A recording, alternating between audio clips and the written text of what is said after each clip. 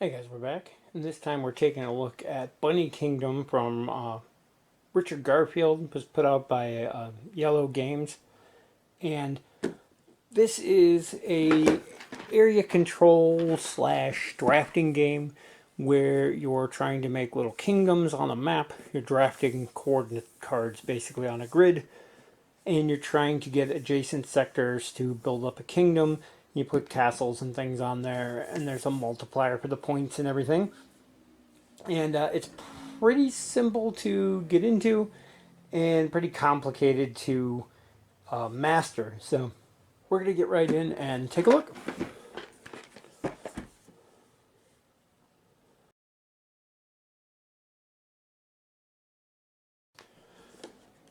So the base game here, right on top, is our rule book.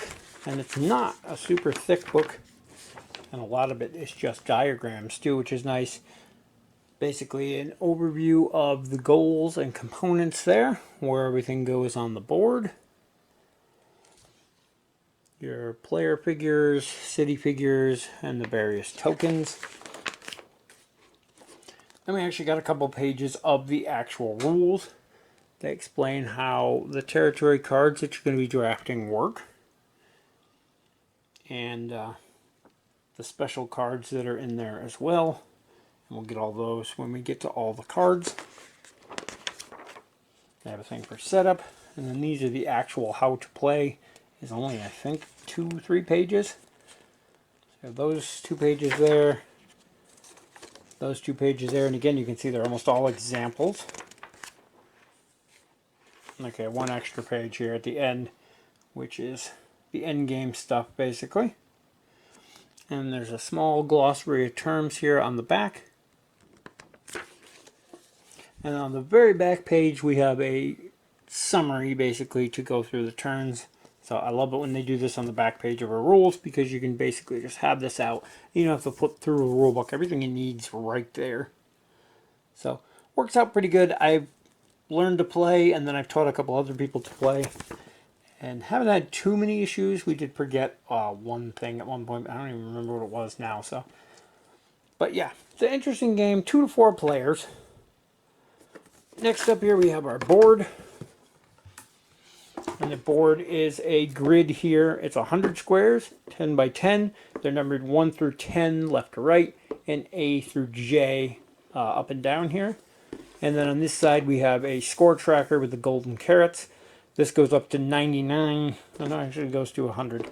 And then they have a plus 100, plus 200 column. I've never used the 200 column, but I've gotten in the mid 150s. So maybe I'm just not scoring enough. But yeah, it serves its purpose. On the bottom here, it tells you if you're playing 2 or 4 players, you're going to be drafting 10 cards. And in a 3-player game, you're going to be drafting 12 cards. And that's just to make sure everything evens out. I'll set this down here. And there are a variety of different spaces on the board here. So now that I set it down, let's pick it back up. So here we have our mountains. And you can see these little lava flows. These 2 squares are not adjacent because of the lava flow, but like these are. So in order to get adjacency, you'd have to go around those. Here you can see there's a carrot farm. These ones here in the water produce fish. This one starts with a village already on it. We'll get to the villages and cities when we get to those. They produce logs here. Here's another village. Some more carrot farms. That might be everything on the base game setup though. But yeah, you can see there's various villages and things spread across the map. And anyone that has a village on there already is going to start with a village starting on it. There's also ways to add them to other territories that you own. Next we have our player pieces, and I have mine in these little containers. They do not come with the game, but you can get them at the dollar store in like a 10-pack. They're great. But you have our little bunny markers here, and these come in 4 different player colors. We have black, red,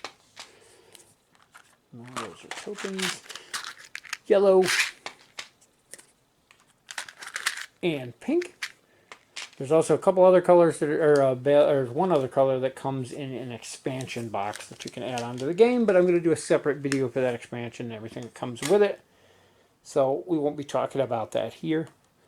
You also have a pile of tokens here, and there's various cards that are going to give you either special resources to produce, which are these, there's a bunch of those in there, or these sky bridges that allow you to link, doesn't want to focus on that, but they allow you to link two various spaces on the board. So say you own a couple over here and a few over here, you put one of these in each when you get the card and it links the two as if they were connected. Those are kind of neat. And then there's one other one in here that is a camp. Camps allow you to basically claim a unclaimed spot on the board. But if anybody ever plays that coordinate, in this case G6, you would lose that and they would take the control of that because they own the space. But it allows you to connect certain things during the game until somebody comes across it. And there's always a chance that card never even comes up. Next we have our cities. And they start out with the level 1 city, like this. These are what are going to start on the map on these squares that already have the little villages. There are also level 2 cities, and you can tell because they have 2 little spires on there. And these you're going to get through the various cards you're drafting. There's a bunch of level 1s and 2s in there. And then we have the level 3 castles, I like to call these ones. They're much bigger. There's a level 2 in there. There's a couple level 2s in here. What the heck? I think I meant to put the 2s and 3s in here, but there's a level 3 giant castle. And they have 3 spires on them. And we'll get to the importance of the spires here in a minute. Then we have a whole mess of cards. And of course they're sleeved, so they take up more space. The box itself does have these cool compartments. And they're deep enough where you can put the cards in there. You can set the cards in these 4, and then the rest of the pieces in the middle ones is what I do. You don't need them. I keep mine in bags just so they don't make a mess. I'm going to make like a deck box for them at some point. But you can just lay them in there. The problem is there's a little bit of play when you tip this up, which I store mine vertical, and they dump out of there. So I keep them in the bags for now until I get a box made for that. But it is a usable insert, though. So I'm not going to open all these, but there's a lot of cards. And we'll have to see what we get. But in the very least, there's 100 grid spaces. So all the different coordinates on here have a card pertaining to them. Then there's 80 some other cards of the other types. And I might have to. They're not shoveled up very well. But here you can see an example of a coordinates card. In this case, it is B4, which is up here somewhere buried under all that stuff. It is a water space and produces fish. This allows you to build a level 2 city. There's a level 1 city. There's one of those camp cards. So they allow you to claim any unclaimed space on the map. But again, if that space ever comes up, you lose it. And there's things like this, which will allow you to turn a location. Say you have one of these in here that has no ability on it. You can play this card onto there if you control it. And you basically add that resource to that location. There's a bunch of different ones of those. Then we have those special resources I was talking about. Those are the little tokens that are in here that get added to the various locations. Some of these, like in this case, I think that's supposed to be coal, has to be played on a mountain. So there's a requirement there. So you would have to have one of these mountain segments to play that on there. In which case, here's a C6, which is a mountain, which is C6 is this one right here. And it has no resources on it. So you could play this card on that later on. Because it's a mountain, add that coal resource to it. Some other stuff in here. Here's A4. Again, they're all the ones in the corner that are buried. This one already has a level 1 village on it. So it'd be one of these that already has the village on the map. So it lets you know that this has a village already on it. Here's one of the Sky Tower cards. So these allow you to take these tokens, like I was saying before, and bridge 2 different tiles. And they show you they are color-coded on the bottom here. Shows you which one to use. I think there's only 3 sets of those in the game. Then there are a couple cards like this, which are special cards that are played immediately. So once you've drafted this, you play it, you immediately get to draw 2 new cards. That's kind of cool. I like those. I've used them to much effect. And then the final type of card are these scrolls. And when you draft these, they're going to give you basically end game points. So this carpenter here at the end of the game is going to give you an extra carrot, which is our win conditions over here, for each wood that you produce. So every one of these locations that you control that produces wood is going to count towards that and give you extra points. There's a bunch of different ones of those of different kinds, and you're going to mix and match, and you'll have different ones every game. So the way the game works is, over here we've got our number of players. So if we're playing a 3-player game, you're going to end up with 12 cards dealt to you. I don't know how many are here, but each player is going to have 12.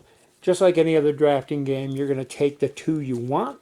So ideally you're looking for coordinate ones that are together, or you're going to be looking for the camps to link ones that you already have that may be near each other but aren't connected, the endgame scoring ones, and so on. So you're looking for things that are going to help you build your kingdom. Eventually you want the cities too. And you're going to take 2 cards and then pass them. You're going to get handed another deck, you're going to take 2 cards and pass them, and so on. When everybody has all their cards, everybody pretty much simultaneously plays all their cards. So you're going to lay them out in front of you. Any coordinate ones you have, you're going to take one of your bunnies, and you're going to stick them on those coordinates. So in this case, C6, right there, that's now ours. I'm sorry, all the ones I grabbed were in that corner. But yeah, the ones like the Sky Tower, you set this in front of you, you're going to find the matching tokens for it and set them on top of it. Same goes for the ones that allow you to add resources, the camps, and the cities. So each one of these you're going to grab what you need, so a level 2 city, and these stay in front of you and you can use these at any time. And when something comes up, like say I've got, like, where was that ore one, if we had this and we don't have a mountain, we can still keep that in front of us. We put the token for whatever it is on it, and then later on if we get a mountain, or anytime we feel like, we can put that on there. There's a specific phase you have to use it, but otherwise these stay in front of you until you use them. If more than one person wants to use a camp at the same time, they have a little number down here, and that's the play order that you're going to use them in. So in case 2 people want to claim the same spot, I believe it's whoever has the lower number gets to go first on that. So your first phase is that exploration phase, which is where you're going to be claiming your cards, playing them, claiming your plots. Then there's a construction phase, which is when you allow you to play these cards that you have in front of you to build cities on territories you own, or whatever else you want to do of these. And then there's going to be the harvest phase. And what happens in the harvest phase is you're going to have your bunnies out here on the map. And anywhere that you have at least 2 bunnies is considered a fief. And then you're going to score your fiefs based on the number of resources they produce, like this one up here. We have carrots and we have logs, multiplied by the number of spires in the cities in that fief. So in this case, we have the carrots and the logs times 1, so we're going to get 2 points for that. If instead we had, say down here, a castle here, we only have carrots, but there's 3 spires on the city, so the carrots times 3, we're going to score 3 points for that. The way we originally had it with nothing there are no spires, so they don't score at all. And that's pretty much how the game progresses. As the game progresses on, you're going to get more and more territories, more and more of your fiefs, or maybe you connect them so they're all one big one. The big thing to keep in mind is it's the different things that you produce that multiply.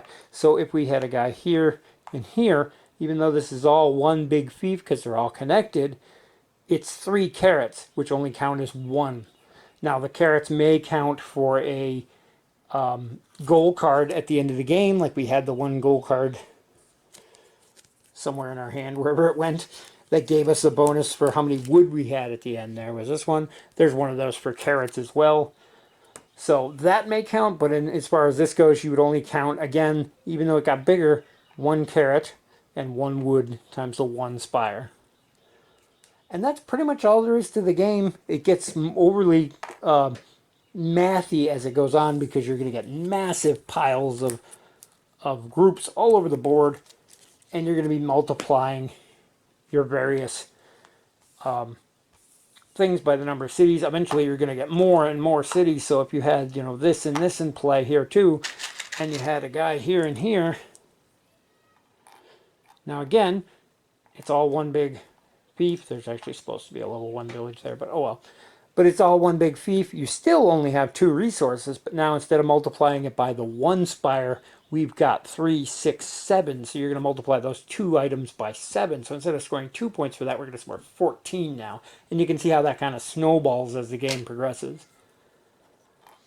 Overall, it's a fun little game. It's pretty quick to learn, but like I said, it takes some time to master what you should be looking for, what to draft, what not to draft. Ideally, you're looking for ones next to each other, but like this, if you get these 4, it's no big deal because they're all fish. So unless you have a scoring card that's good for fish, maybe you want to branch out a little. Maybe you want to try to get, fish here, a carrot here, maybe a mountain so you can get one of those rare things to put on the mountain, and so on. There's also goal cards for having like the corners or things along the outer edge or the most mountain spaces. So depending on which of those you draft is going to affect what you're looking for to draft in future rounds. Another big thing to keep in mind is that there are a lot of cards there. So you can see all those there. There's probably about 60 or so in a stack there. I think total there's 180 some cards, almost 200 cards. And in any given game, say a 4-player game, you're only ever going to see 40 of those cards per round times 4 rounds. It adds up, but there's always some cards that don't get picked, especially in the lower player counts. In a 2-player game, you're only getting 10 per round per player, so that's 20 cards per round times 4 rounds. So there's a lot of cards that don't get picked, which makes those camps interesting. They're kind of a gamble, though, because you may have a big fief here and a big fief here, and you have it connected by a camp, and if somebody draws that tile, your camp's no good anymore. So lots of fun little things like that, but learning what cards to draft and where to put them, where to put the various rare resources that you pick up, and things like that are pretty much that's what the game is. And always having giant fiefs might not be the best thing because, like I said, you're going to get multiples of the same resources in there, and that doesn't really count for you. Like there's a lot of carrots here. You got 2 here, 1 there, 2 there. All those together combined with 1 village is still only 1 times whatever villages you have. So yeah, it's an interesting concept. It's really fun, really easy to play, and I actually got this as a gift, and I hadn't heard of it till then, and it's become one of our regular games now. It's kind of fun, and knowing Richard Garfield had a hand in it makes it even more interesting. So, but anyway, that is a look at Bunny Kingdom. I highly recommend it. It's a great family game, and it's very easy to pick up. Like I said, it takes a bit to master, but you after it's hard to explain, but after like the first round, you've already got what you need to do, and it just clicks for you. So very fun game, very easy to pick up, even for small children. It's fun and entertaining, and it looks kind of fun on the table too, especially when you get these rainbow colored bunnies everywhere. Although I will say, when you start counting between the bunnies, when you're trying to add up your stuff, the bunnies have 2 pointed ears, and then you've got the castles with the points, and there's a lot of points on the boards, and it's very busy.